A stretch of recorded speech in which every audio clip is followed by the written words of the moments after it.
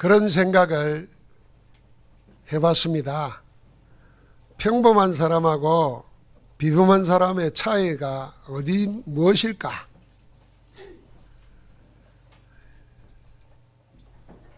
평범한 사람과 뛰어난 사람은 생각하는 것이 다릅니다.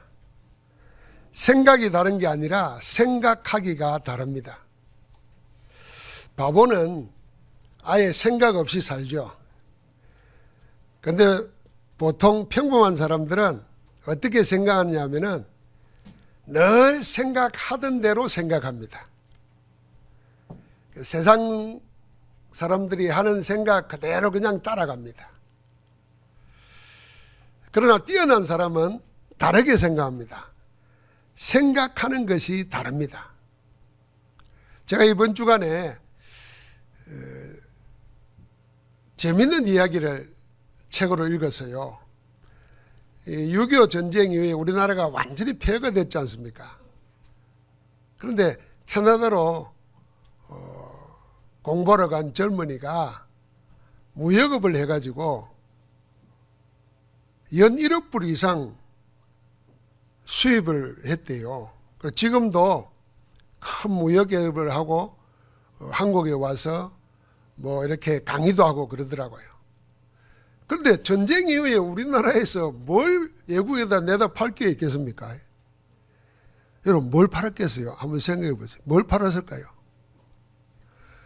나는 깜짝 놀랐어요. 요강을 팔았대요. 노쇠로 만든 요강 있잖아요. 요강을 팔아가지고 연 1억 불 이상 수입을 얻었다는 거예요. 그리고 이 나무 빨래판 있잖아요. 그걸 팔았대요. 아니 세상에 요강을, 서양 사람들은 요강에 앉아 뭐 하는 것도 아닌데 뭘로 팔았을까? 이게 생각하는 게 다른 거예요. 사탕 넣는 통으로 팔았대요. 캔디 박스로. 서양 사람들은 어디 가면 음식점이나 집에 보면 사탕을 이렇게 좀 먹습니다. 그 캔디 박스로 팔았다는 거예요. 그 빨래판은 뭐로 팔았냐? 액자에 이어가지고 한국 수공예품으로 미술품으로 팔았다는 거예요. 야, 그걸 보고 참 기발하다 그랬어요. 그러니까 이번엔 영리무역회사 이영은 회장님입니다. 생각이 우리와 다른 거예요. 우리 주님께서도 메시지를 하셨잖아요. 말씀을 하셨는데 그 말씀의 초점이 사람들에게 뭐하냐면 생각을 다르게 하라. 늘 해오던 대로 생각하지 말고 다르게 생각하라. 다른 생각을 하라는 게 아니라 생각을 다르게 하라고 메시지 하신 겁니다. 그래서 우리가 알지 않습니까? 세상 사람들이나 신앙생활 하는 사람들이 복음에 벗어난 세상의 생각, 종교의 간섭에 쩔은 그런 생각에 물들어 있습니다. 그것 가지고 세상도 살고 신앙생활도 합니다. 그런데 주님이 우리 생각을 확 바꾸는 말을 우리가 요한복음 보면서도 계속 하고 계십니다. 아니, 나면서 앞을 보지 못하는 자기를 안고 태어났어요. 그러니까 뭘 할 수 있는 게 없잖아요. 그러니까 빌어먹고 사는 것밖에 없죠. 그러니까 저주받고 재앙받았다고 생각하는데 사람들은 전부 다 누구 죄냐 이렇게 말합니다. 제자들도 그렇게 말했어요. 근데 예수님은 뭐라 그랬다고요? 누구 죄도 아니다. 그에게서 하나님의 하시고자 하는 일을 나타내기 위해서다. 완전히 다른 생각을 했어요. 오늘 말씀에도 그렇지 않습니까? 예수님의 사랑하는 세 자매가 마르다와 마리아와 나사로입니다. 그래서 예수님은 나사로를 보고 우리 친구라고 그랬고 나중에는 무덤 앞에 가서 눈물도 흘리시기까지 했고 그 이들을 사랑하셨다고 그랬어요. 그런데 나사로의 병들었다는 소식을, 다급한 소식을 듣고는 뭐라 그랬냐면은 이 병은 죽을 병이 아니라 그랬습니다. 아니, 죽게 돼가지고 지금 마르다와 마리아가 예수님께 사람 보내서 빨리 내려와서 좀 어떻게 기적을 베풀어 주십시오 이러는데 예수님은 죽을 병이 아니라는 거예요. 그리고는 뭐라 그랬어요? 하나님의 영광을 위함이요. 하나님의 아들 그리스도께서 이로 말미암아 영광을 받게 하려 함이라 그렇습니다. 주님은 죽을 병을 보고 죽음을 보고도 늘 해오던 대로 생각하지 않았습니다. 세상과 다르게 각인된 그대로가 아니라 하나님의 절대 계획 안에서 병을 보고 죽음을 본 겁니다. 세상은 죽을 병에 걸리면 살지 못하고 죽음의 모든 게 끝난다 이렇게 생각합니다. 그러나 주님은 죽음에 이르지 않는 병이 있고 끝이 아니라 하나님의 영광을 나타내기 위한 것도 있다는 것입니다. 그렇습니다. 병이라고 다 죽는 게 아닙니다. 하나님의 영광을 위한 병이 있습니다. 예수 그리스도께서 영광을 받으시려고 하는 죽음도 있습니다. 하나님의 영광이 나타나고 그리스도께서 영광을 받으시는 죽음의 증거가 성경에 무수히 있습니다. 이삭의 죽음이 그런 거 아닙니까? 아브라함이 하나님의 명령을 따라서 자기를 번제단에 올려놓기 전에 밧줄로 자기 몸을 묶을 때 이미 이삭은 나는 이제 죽는구나 하는 것을 알아차렸습니다. 그래서 자기를 순순히 번제물로 드렸습니다. 그런데 하나님께서 자기를 대신할 수양을 예비해 놓고 그 수양을 번제물로 드리고 자기는 살아났습니다. 그때 우리의 죄를 대속하기 위해서 대신하여 죽으실 메시아 그리스도를 미리 본 겁니다. 그래서 이삭은 죽음으로 오실 그리스도의 영광을 미리 본 겁니다. 예수님이 그랬지 않습니까? 예수님의 죽음도 하나님이 미리 정하신 뜻을 이루기 위한 인류의 구원을 위한 죽음이고 하나님의 영광을 되찾는 죽음이었습니다. 그래서 하나님이 그를 다시 살리신 거죠. 스데반 집사를 보십시오. 복음을 전가하다가 유대인의 돌에 맞아 죽었습니다.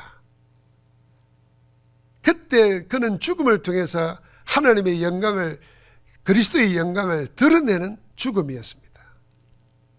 죽음 앞에서 뭘 봤습니까? 하나님의 영광을 보고 예수 그리스도께서 하나님 보좌 우편에 서신 것을 바라봤습니다. 그래서 이미 스데반은 죽기 전에 하나님의 영광을 받고 그 영광을 현장에서 보여줬습니다. 그래서 자기를 죽이는 자들을 용서해달라 그러고 내 영혼을 아버지께 부탁합니다 하고 기도하면서 천사처럼 되어서 죽었습니다.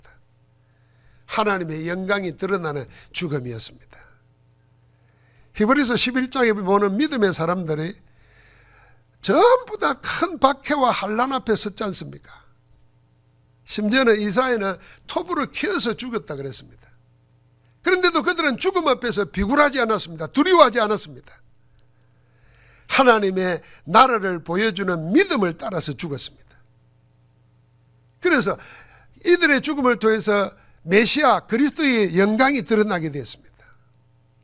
하나님은 이런 믿음의 사람들의 죽음을 보고 뭐라 그러냐면은 내가 저들의 하나님이라 일컬음 받기를 부끄러워하지 않는다 그러고 저들을 위해서 내가 한 성을 예비한다. 그렇게 성경이 증거하고 있습니다. 이처럼 성경과 교회사를 통해서 복음을 위해서 죽은 믿음의 사람들이 무수히 많습니다. 그리스도를 위하여 죽은 목숨은 끝이 아니었습니다. 죽음 이후에 더 큰 역사가 일어났습니다. 여러분, 우리가 한국 교회가 이제는 130년, 140년이 되어 가는데 한국 교회를 교회답게 그리스도의 교회로서 정체성을 지키는 죽음의 순교자들이 많습니다. 그중에 우리가 대표적인 인물로 일제시대 때 주기철 목사님이 이야기하지 않습니까? 많은 교회가 많은 목사님들이 장로님들이 일본이 우리나라를 영원히 지배할 줄 알고 신사를 만들어 놓고 거기 절하게 합니다. 그러니까 이거는 국가를 위한 의식이지 이거는 우상숭배가 아니다 하고 전부 다 그 앞에 가서 그랬습니다. 그때 목숨 걸고 우리는 하나님 외에 그리스도 외에 다른 걸 섬기는 것은 우상숭배다. 우상숭배는 하나님이 가장 미워하시는 것이고 망하는 것이다. 그러다가 체포당하고 옥중에서 죽임을 당했습니다. 그래, 죽을 각오를 하고 거짓 진리와 싸운 겁니다. 그래서 주기철 목사님의 위대한 설교가 일사가구 아닙니까? 한국 교회를 복음 안에서 순수하게 지키도록 만들었습니다. 그 은혜와 그 힘이 지금 오늘 한국 교회가 누리고 있는 축복입니다. 사실 이거는 하나님의 영광, 그리스도의 영광을 드러내는 죽음이었어요. 사랑하는 성도 여러분, 기억해야 됩니다. 지금 우리에게 일어나는 문제나 사건, 질병이나 경제적 문제, 인간과의 관계를 갈등이 생길 때마다 항상 기억해내야 됩니다. 뭘래요? 다르게 생각해야 됩니다. 세상처럼 생각하지 말고 남이 유혹하는 대로 따라하지 말고 우리 주님께서 말씀하신 대로 다르게 생각하는 겁니다. 시공간을 초월하는 하나님의 절대 계획이 이 일 속에, 이 질병 속에, 이 문제 속에 있다. 그걸 찾는 겁니다. 그러면은 하늘 보좌의 축복이 시공간 초월하여 빛으로 우리 가운데 나타날 줄 믿습니다. 하나님의 영광이 드러나는 겁니다. 주님은 그 사랑하는 사람이 위급하다는 소식을 듣고 서둘러 가야 될 텐데 오늘 성경 말씀에 뭐라 그러냐면 5절에 보니까 계시던 곳에서 이틀을 더 유하시더라 그랬습니다. 머무셨습니다. 아니 병이 위급해서 언제 죽을지 모르는 급박한 상황임을 알렸는데도 어쩐 일인지 주님은 거기서 뭐 별다른 특별한 일도 하지도 않았는데 이틀을 더 지체하셨어요. 그런 주님이 이틀을 더 머무시는 바람에 나중에 돌아가니까 나을 죄가 되었습니다. 소식을 전했던 마르와 마리아가 주님을 만나자마자 하는 말이 뭐였냐면은 주님이 여기 계셨더라면은 내 오라비가 죽지 아니했겠나이다. 약간 원망스러운 것이 담겨 있습니다. 우리가 급해서 사람을 보냈는데 왜 바로 올라와서 병을 낫게 해주든지 안수기도를 해주든지 뭐 같이 울어주든지 해야 될 텐데 왜 머무셨나는 거예요. 주님의 이 이틀 지체하신 것은 사람들의 원망을 불러왔습니다. 사실 우리의 원망도 다 이런 거 아닙니까? 나는 1분 2초가 급한데 하나님은 아무 기별이 없어. 지금 당장 해결해야 되는데 하나님은 나에게 아무 관심도 없는 것 같아. 게다가 더 속 꺾는 것은 믿음 좋다는 소위 먼저 믿는 사람들이 내 바쁜 속도 모르고 하나님의 계획이 있으니까 기도하면서 기다리라 이럽니다. 답답하죠. 목사가 그럴 때 여러분 속이 답답하죠. 자기 일이 아니니까 너무 속편하게 아무 말이나 하는 것처럼 괜히 짜증이 나기도 합니다. 이런 원망들이 전부 다 내 뜻대로 내 정한대로 속히 뭔가 되지 않으면 다 이게 원망이에요. 여러분 주님이 사랑하시는 자의 급한 사정을 듣고도 왜 이틀을 더 지체하셨을까요? 주님이 지체한 시간은 하나님의 영광을 준비하는 시간표였습니다. 예수 그리스도의 지체하심은 하나님의 영광을 위하여 우리를 준비시키는 시간이었습니다. 여러분 하나님의 시간은 우리 보기는 느린 것 같지만 가장 정확합니다. 시간에 매여 있는 우리의 시간과 영원하신 하나님의 시간은 다릅니다. 우리는 눈앞에 있는 것이 전부라고 보고 안절부절하지만은 하나님은 영원 안에서 우리를 보고 우리의 일을 봅니다. 그래서 가장 좋은 것을 가장 적절한 때에 나타내시려고 하나님은 시간과 때를 조절하고 계시는 겁니다. 우리 목사님들 가운데 또 부모님들 가운데 요새 그 손주를 위해서 저금하는 분들이 많더라고요. 손주 이름으로 통장을 만들어 놓고 이렇게 뭐 외국에 가 있는 손주라도 나는 그리 안 합니다만은 이렇게 뭐 좋은 말 하면은 내가 많은 용돈 줄게 하고 입금을 시키는 거예요. 왜 그러냐면은 지금 줘봐야 손자인데 돈 많으니 쓸모가 없어요. 근데 차곡차곡 모아가지고 필요한 때에 주겠다는 거죠. 그러니까 하나님이 영원이라는 시간으로 우리를 봅니다. 내 생각은 내 급할 때 지금 당장 와서 해주고 하면 얼마나 좋겠습니까? 근데 하나님은 언제 어떻게 해야 내게 가장 유익하게 될까를 알고 계십니다. 그래서 머무시는 거예요. 근데 우리는 그걸 못 기다립니다. 못 기다리면서 하나님의 축복을 저버리는 말, 마음, 행동을 막 합니다. 그 불신앙 때문에, 그 기다리지 못함 때문에 하나님의 모든 것을 다 잃어버리게 됩니다. 아브라함이 하나님의 약속을 기다리지 못하고 자기 아내 사라의 말을 듣고 하나님의 말씀을 따른 게 아니고 세상 방식을 따랐습니다. 그게 뭐였죠? 그때는 자식이 없으면은 그냥 처벌 부인으로 맞아가지고 자식을 놓는 거예요. 그게 능력이 있으면 10명은 해도 돼요. 그때는 가족, 자식이 많은 것이 곧 자산일 뿐 아니라 가정과 가문을 지키는 군인이고 무기예요. 그러니까 하나님의 약속은 내 씨로 말미암아 열방이 복을 받으리라 그랬는데 이것도 내 씨지 하면서 세상 방식으로 한 거예요.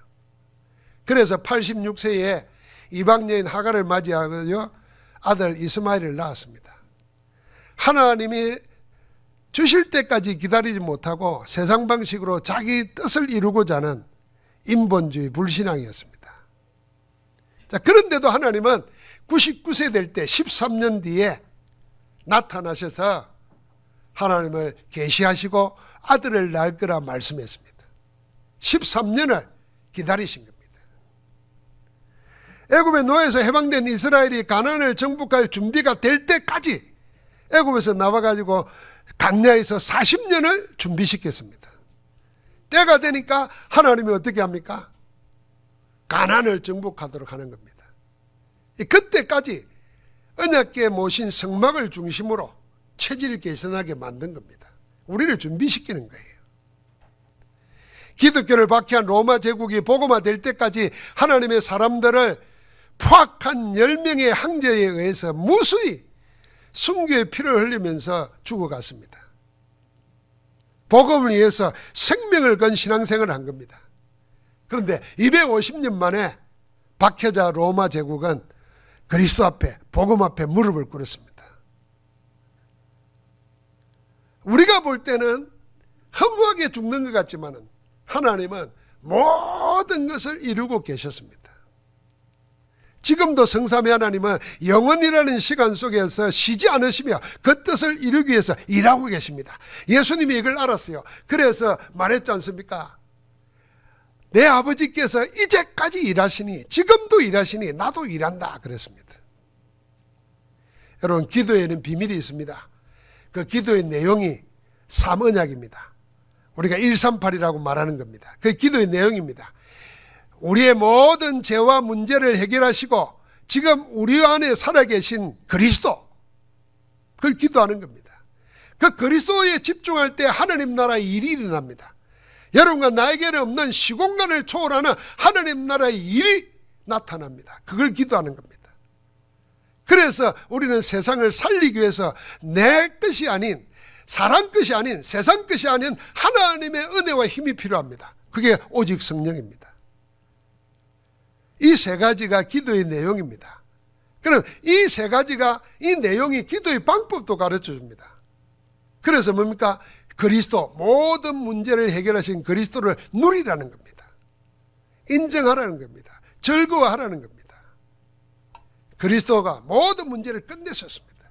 한번 같이 할까요? 예수는 그리스도다. 모든 문제를 끝내셨다.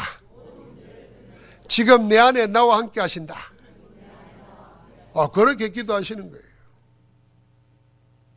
내가 우리 어머니가 치매 초기가 오고 평생 자기 힘으로 살던 분이 다리를 못 쓰고 일어서지도 못하니까 저를 만나면 울어요. 울면서 하는 첫 마디가 뭐냐면 아이고 내가 왜 이리 됐노. 요 말 그대로 했어요. 내가 그 말에 많은 것이 그냥 바로 떠오르더라고요. 평생 남에게 어려워도 손 벌리지 아니하고 당신 힘으로 살아와서 자식들 키우고 다 했는데 그냥 나이 들어서 그냥 일어서지 못하니까 그냥 남이 밀어줘야 가고 뭐 하잖아요. 화장실도 제 멋대로 못 가니까 이해가 되더라고요. 그리고 금방만 뭘 잊어버리고. 그래서 내가 그랬죠. 어머니 천국 갈 때는 다 어린애 같이 돼가지고 가는 겁니다. 세상에 고통도 하고 어려움도 하고 힘든 거 그거 다 안고 가는 거 아닙니다. 그래서 다 잊어버려도 돼요. 그 어린아이가 천국의 주인이라 그랬거든요. 그 어머니 딱 하나만 기억하면 돼요. 따라해요. 그랬어요. 따라합니다. 예수는 모든 문제 해결자. 예수는 그리스도. 내 안에. 그것만 기억하면 돼요. 맞는 것 같아요? 틀린 것 같아요? 맞아요. 다 잃어버려도 괜찮아요. 그거 하나만 기억하고 기도하면 돼요. 그래야 하나님 나라의 일이 일어나는 거예요. 그게 누리는 거예요. 그게 기도하는 방법입니다. 그럼 누리면은 뭐가 나타납니까? 하나님의 응답이 나타날 때까지, 하나님 나라의 일이 일어날 때까지 기다리는 겁니다. 여러분, 누리지 못하면서 기다리는 것은 힘듭니다. 그런데 누리면서 기다리면, 답을 가지고 기다리면 즐겁습니다. 시간이 지날수록 더 큰 게 됩니다. 마치 은행에 이자 넣으면 자꾸 불어나는 것처럼 기다리면 기다릴수록 더 풍성해지는 거예요. 언제까지 기다립니까? 하나님의 확실한 증거가 일어날 때까지. 그러면 그때 도전하는 겁니다. 그게 오직 성령입니다.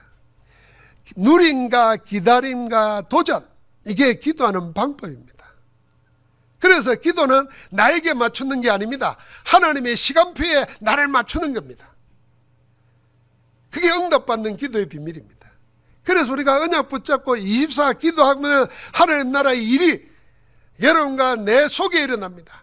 내 육신 속에, 내 영혼 속에, 내 삶 속에 나타나는 거예요.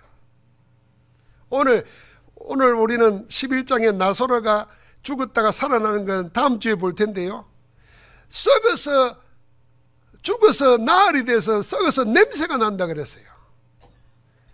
그런데 죽어서 냄새 나는 거 주님은 못 맡겠습니까?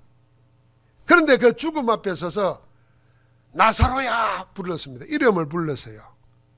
죽은 자가 듣기를 합니까?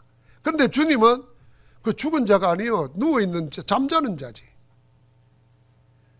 하나님의 말씀은 죽음 위에도 역사하시는 겁니다. 하나님의 살아있는 우리가 말씀 붙잡고 기도하기 시작하면 그 말씀의 역사, 성령의 역사가 우리의 세포 하나하나 속에, 우리의 마음 속에, 생각 속에 역사하시는 줄 믿습니다. 그게 기도예요. 주님이 급한 사정을 듣고도 이틀을 지체하신 이유가 여기 있는 겁니다. 그런데 마르다와 마리아도 몰랐고 거기에 모여든 조문객들도 이걸 몰랐습니다. 딱 하나, 주님이 빨리 오기만을 기다리고 오기만 하면 다 된다고 생각하고 아무것도 안 했습니다. 주님이 오면 다 된다. 이게 믿음인 줄 알지만 믿음 아니에요. 그게 살아있는 믿음이 아니에요. 막연한 기대지. 오늘의 믿음이 아니에요. 그냥 생각이지. 그들은 그리스도를 누리지도 못하고 기다리지도 못한 겁니다. 하나님의 영광과 예수 그리스도께서 영광을 받으시는 그 절대 계획을 놓치고 죽음에 사로잡혀서 잠들어 있는 겁니다. 그래서 살아있지만 죽음의 잠에 묶여 있는 겁니다.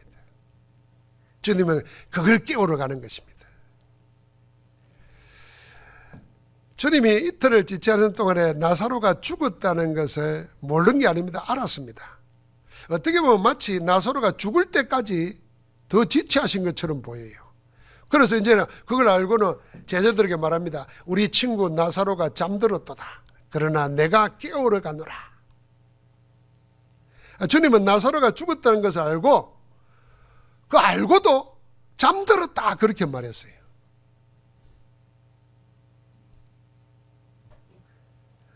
어떤 사람은 이렇게 말합니다. 우리가 저녁 되면 매일 잠을 자잖아요. 뒷날에 깨어나잖아요. 안 깨어나면 이제 죽은 거죠. 그러니까 잠을 자고 일어나는 것은 죽음과 부활을 연습하는 거라, 훈련하는 거라 그래요.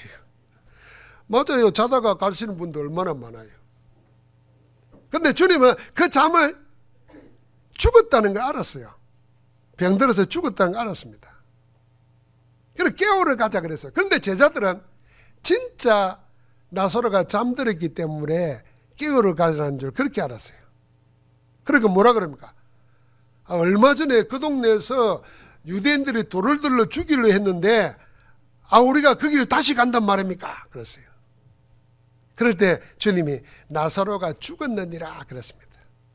주님은 죽은 자를 잔다고 했습니다. 깨우러 가자고 합니다. 주님은 죽음이 끝이 아니라는 걸 알았습니다. 깨어날 장가 갔습니다. 그래서 깨우러 가자 한 겁니다. 그러나 제자들은 다들 얼마 전까지 돌로 죽이려는 유대인들을 생각하면서 죽음에 두려워했습니다. 그래서 가지 않으려고 합니다. 그럴 때 주님 말한 겁니다. 내가 거기 있지 아니한 것을 너희를 위하여 기뻐한다 그랬어요. 이는 너희로 믿게 하려 함이니라. 그러나 이제 그에게로 가자 그랬습니다. 주님이 나사로의 죽음을 통해서 제자들에게 믿게 하려고 이틀을 더 머무신 겁니다. 제자들을 통해서 하나님의 아들 그리스도께서 영광을 받으시게 하려고, 그걸 알게 하려고 기다린 겁니다. 제자들 중에 도마가 다른 제자들에게 말합니다. 야, 우리도 주와 함께 깨우러 가자 이런 게 아니고 죽으러 가자 그랬습니다. 머뭇거리는 제자들이 도마의 이 말을 듣고, 어찌 보면 선동하는 거죠. 도마의 이 말을 듣고 용기를 내서 올라갑니다. 도마는 지금 비장합니다. 주님은 죽은 자를 깨우러 가자 그런데 지금 죽음이 기다리고 있으니까, 얼마 전까지 돌로 들어서 우리를 죽이려고 했으니까 그 올라가면 돌 맞아 죽을 거단 말이에요. 그러니까 주님이 가자니까 좋아, 우리도 주님과 함께 죽으러 가자, 아주 비장하게 말했습니다. 여러분, 주님은 죽은 자를 잠자는 자를 알고 깨우러 가자 하는데 제자들은 죽으러 가자 합니다. 이게 비극이 아니고 희극입니다. 코미디도 이런 코미디가 없습니다. 한번 생각해 보십시오. 주님은 잠자는 자 깨우러 가는데 그걸 모르는 사람은 우리도 죽으러 가자 이럽니다. 지금 우리가 그렇게 사는지 몰라요. 하나님은 지금도 하나님의 역사를 일으키시려고 하는데 우리는 이제는 끝났다 자꾸 이러는 거예요. 주님은 깨우러 가자 하는데 우리는 죽자 이러고 있어요. 코미디입니다. 주님이 이런 제자들하고 올라가면서 속으로, 나 이거 설교 준비하다가 재밌어가지고 한참 생각해 봤어요. 야, 주님이 속으로 얼마나 웃었을까. 요것들 봐라. 내가 잠자는데 깨우러 가는데 이것들은 뭐 비장하게 하고 말. 우리는 주와 함께 죽으러 가자. 아이고 웃기네. 그렇다고 그렇게 비장하게 말하는데 야 그런 게 아니야 하고 야단칠 수도 없고 얘기할 수도 없고 말이에요. 어떻게 하겠어요? 그래서 그냥 올라간 겁니다. 여러분, 예수 그리스도에게는 죽음이 힘을 쓰지 못합니다. 예수 그리스도는 사망의 권세를 꺾는 부활이요, 죽음을 이기는 생명이기 때문입니다. 그래서 25절 26절에 이렇게 말합니다. 예수께서 이르시되 나는 부활이요 생명이니 나를 믿는 자는 죽어도 살겠고 무릇 살아서 나를 믿는 자는 영원히 죽지 아니하리니 이것을 네가 믿느냐? 나보고 하는 말이에요. 나는 부활이요 생명이니 살아서 나를 믿는 자는 영원히 죽지 않고, 이걸 우리가 믿느냐는 겁니다. 성경은 죽음이라는 것은 죄의 싹시라고 그랬습니다. 죄의 결과입니다. 죄는 원래 하나님은 우리를 죽도록 만들지 않았습니다. 하나님과 함께 영원히 사는 생명으로 만드신 겁니다. 그런데 창세기 3장 뱀 사단에게 속아가지고 하나님의 말씀을 어기고 사단의 말을 따라가다가 죄를 짓고 하나님을 떠났습니다.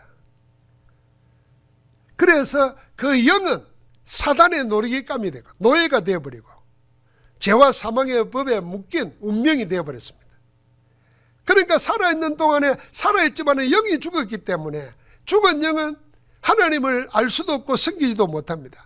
그러니까 귀신을 섬기는 겁니다. 이것 때문에 죽음이 온 겁니다. 죄 때문에. 성경대로 말하면 죄가 없으면 죽음도 없습니다. 죄로 인해 사망이 우리 가운데 온 겁니다. 그래서 사망의 원인인 죄 문제를 해결하면 사망의 법에 얽매이지 않는 생명을 누리고 사는 줄 믿습니다. 생명의 성령의 법이 죄와 사망에서 너를 해방하였느라 그랬잖아요. 그래서 생명의 성령의 법 안으로 들어오지 못하면 죄와 사망의 법에 꽉 잡혀 있습니다. 죄가 있는 인생은 정확히는 자기와 상관없는 주어진 죄 원죄로 인해서 죄인된 인생은 누구나 이 죄 문제를 해결받아야 됩니다. 이 사단의 함정 올무 틀에서 빠져나와야 됩니다. 여러분 해적선 이야기 알죠? 해적선에 있는 사람이 해적이잖아요. 착한 마음을 가지고 있고 착하니까 두목말을 거역하지를 못해요. 불평해도 안 돼요. 그러면 죽으니까. 그래서 마음이 착해가지고 선장말을 너무 잘 들어. 해적 선장말을. 그럼 더 악하는 겁니다. 해적선에서 빠져나와야 그 착한 게 복이 되는 거예요. 해적선 타고 있으면 착한 것도 죄요. 마찬가지입니다. 우리도 이 죄에서부터 빠져나와야 됩니다.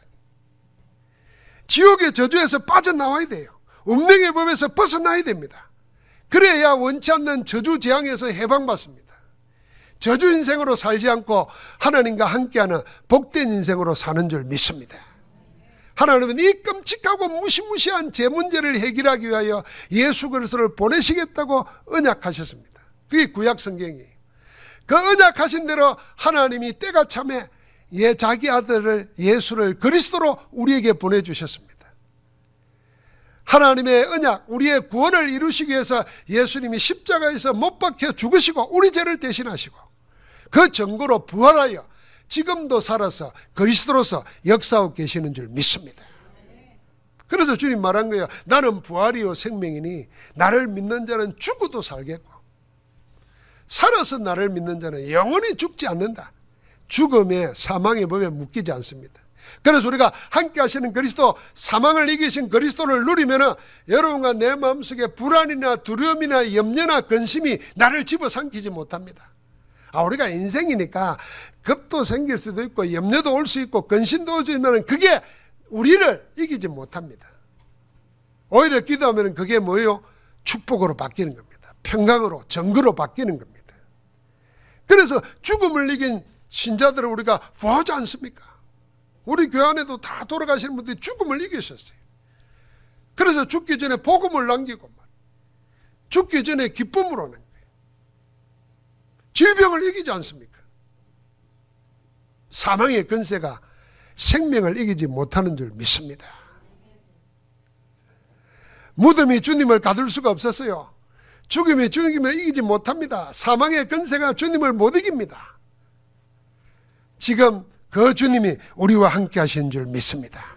그래서 누구든지 영접하는 자 곧 그 이름 예수가 그리스도 모든 문제 해결하셨다는 걸 믿는 자는 하나님의 자녀가 되는 권세를 주셨느니라. 하나님의 자녀의 권세입니다. 참왕 되시는 하나님의 자녀의 권세, 모든 죄를 해결하신 참제사장 되시는 하나님 자녀의 권세, 모든 것을 알리시고 빛이 되시는 참 선지자이신 하나님의 아들의 권세, 하나님의 성령으로 우리와 함께 하십니다. 여러분, 그래서 우리는 복음 모르고 종교생활로 교회 다니는 사람들은 자기 열심으로 남에게 보이기 위해서 아니면 내가 복받기 위해서 합니다. 좋아요. 그러나 가장 먼저 알고 가장 먼저 체질화시키고 24시간 기도하면서 누려야 될 것은 우리가 예수 그리스도를 통해서 받은 게 뭔가 그거부터 알아야 돼요. 받은 게 그게 우리 자녀의 신분이에요. 하나님의 자녀면은 하나님이 우리에게 주신 그리스도 이름으로 기도하면은 하나님의 것을 허락하시는 거예요. 그 권세가 나타납니다. 흑암과 저주와 재앙과 운명과 사주팔자 모든 염려 근심에서 이기는 성령의 역사가 일어나는 줄 믿습니다. 로마서 10장 9절부터 13절에 이렇게 말합니다. 네가 만일 내 입으로 예수를 주로 시인하며 또 하나님께서 그를 죽은 자 가운데서 살리신 것을 내 마음에 믿으면 구원을 얻으리라. 믿습니까? 또 말합니다. 사람이 마음으로 믿어 의에 이르고 제사함받고 입으로 시인하여 구원에 이르느니라. 마음에 믿는 그것을 입으로 시인하는데 하나님의 구원, 생명이 우리 가운데 오는 겁니다. 그래서 성경에 말합니다. 성경에 누구든지 그를 믿는 자는 부끄러움을 당하지 아니하리라. 나는 이 말씀이 너무 좋아요. 예수 그리스도 믿으면 부끄러움 당하지 않습니다. 세상 살면서 가진 것이 없다고 부끄러움 당하지 않습니다. 연약하다고 부끄러움 당하지 않습니다. 모자란다고 부끄러움 당하지 않습니다. 누구든지 그를 믿는 자는 부끄러움을 당하지 아니하리라. 그래서 유대인이나 헬라인이나 차별이 없다 그랬어요. 한 분이신 주께서 모든 사람의 주가 되사 그를 부르는 모든 사람에게 놀라운 말을 하셨습니다. 부요하시도다. 우리 부자 들어가면 좋아하잖아요. 모든 사람에게 부요. 그리스도 이름 부르는 자에게는 구원과 함께 부유하게 됩니다. 그래서 도적이 온 것은 죽이고 멸망시키려고 왔지만은 인재가 온 것은 양으로 하여금 생명을 얻게 하고 그 생명을 더 어떻게 하게요? 풍성하게 하려 하심이라. 그러면서 말합니다. 누구든지 주의 이름을 부른 자는 구원을 얻으리라. 계시록 2장 20절에 이렇게 말하지 않습니까? 내가 문 밖에서 문을 두드리느니 누구든지 내 음성을 듣고 문을 열면, 이게 마음의 문입니다. 영혼의 문입니다. 이거는 밖에서 하나님이 강제로 열 수 있었지만 열지 않습니다. 그걸 알고 자기가 문을 열면, 마음의 문을 열고 영혼의 문을 열고 나를 영접하면 내가 그에게로 들어가 먹고 그는 나로 더불어 먹으리라. 함께 산다는 것입니다. 사랑하는 성도 여러분, 영이신 하나님이 우리 몸 안에 들어와서 우리 몸, 우리 마음, 우리 영혼 속에 함께 하십니다. 그 이름으로 기도하는 것입니다. 그래서 누구든지 그리스도 안에 있으면 새로운 피조물이라 새롭게 창조되는 역사가 일어납니다. 여러분, 과학적으로 건강을 위해서 기도하실 때도요, 믿고 기도해야 됩니다. 우리 세포는요, 어릴 때 태어나서 나가지고 우리 육신 자란 것처럼 자라가지고 죽을 때까지 있는 게 아닙니다. 다 시간이 있어요. 어떤 세포는 5년마다 새롭게 만들어져요. 어떤 세포는 3년마다. 우리 몸에 있는 세포가 그래야 60조 개의 세포가 있다니까요. 이게 이 안에서 생명의 역사가 계속 일어나는 거예요. 그러니까 태어날 때 장애를 가지고 태어나도 세포가 바뀌면 달라지는 겁니다. 그런데 여러분과 내가 늘 염려, 근심, 죄 가운데 있으면서 세포 달라질 때 어떤 게 오겠어요? 그게 다 나쁜 게 오는 겁니다. 그런데 내가 하나님의 은혜를 받고 살고 기쁨으로 살고 감사함으로 산다는 생각이었어요. 그럴 때 세포 바뀌는 시간이라 생각해 보세요. 달라지는 겁니다. 그래서 누구든지 그리스도 안에 있으면 새로운 피조물이라 새롭게 창조되는 겁니다. 재창조의 역사가 일어나는 줄 믿습니다. 내가 뭘로 어떻게 태어났다 한탄하지 마십시오. 나는 어떻게 나를 바꿀까 염려하지 마십시오. 말씀 붙잡고 은혜 누리고 있으면 하나님의 영이 우리 안에 재창조의 역사로 만물을 새롭게 하시는 하나님의 역사가 일어날 줄 믿습니다. 사랑하는 성도 여러분, 여러분과 나는 복음 알기 전에 이미 복음 아닌 것, 세상적이고 육신적이고 사탄적인 것으로 다 각인되어 있습니다. 태어나기를 그렇게 태어났고 배우기를 그렇게 배웠고 경험하기를 그렇게 경험했습니다.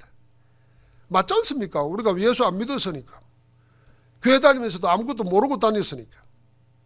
그래서 복음으로 그리스도로 체질화되어야 되는데 복음 아닌 다른 것, 틀린 것, 잘못된 것들이 우리가 살아온 세월만큼 우리 영혼, 우리 내 속에 깊이 뿌리 내려져 있습니다.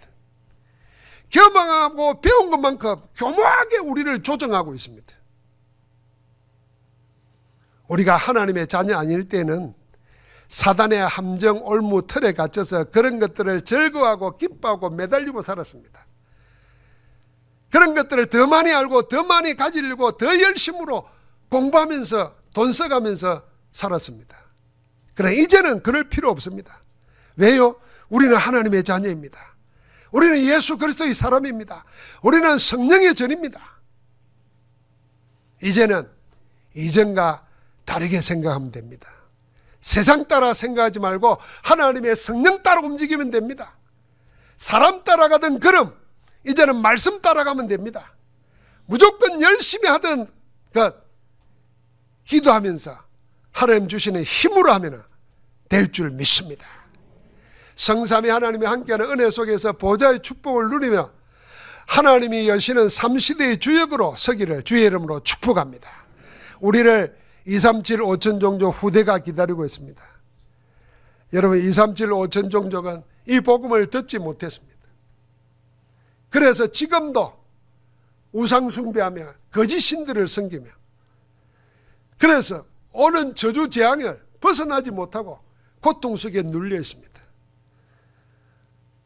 그뿐만 아닙니다. 우리 후대들이 그걸 그대로 물러받고 있습니다. 오늘 오후 예배 때 성전 건축 건신 예배 드리면서 얘기하겠습니다만, 지금 세상은요, 우리 후대들이 복음 밖에서 사단이 속이는 속임수에 아예 젖어들고 있습니다. 우리가 세계 선교를 위해서 힘을 모으고 기도해야 될 때입니다. 세계 살리는 하나님의 절대망대의 파수꾼으로 승리하기를 주의 이름으로 축복합니다. 하나님 감사합니다. 죽음의 잠을 깨우는 예수 그리스도께서 우리 가운데 오셔서 그리스도 이름으로 하나님의 자녀의 권세를 가지고 살아갈 수 있도록 우리와 함께 하시니 감사합니다. 오늘 복음 안에 있는 하나님의 무한한 능력, 영원한 능력을 누리는 증인으로 서게 하옵소서. 예수 그리스도 이름으로 기도합니다. 아멘.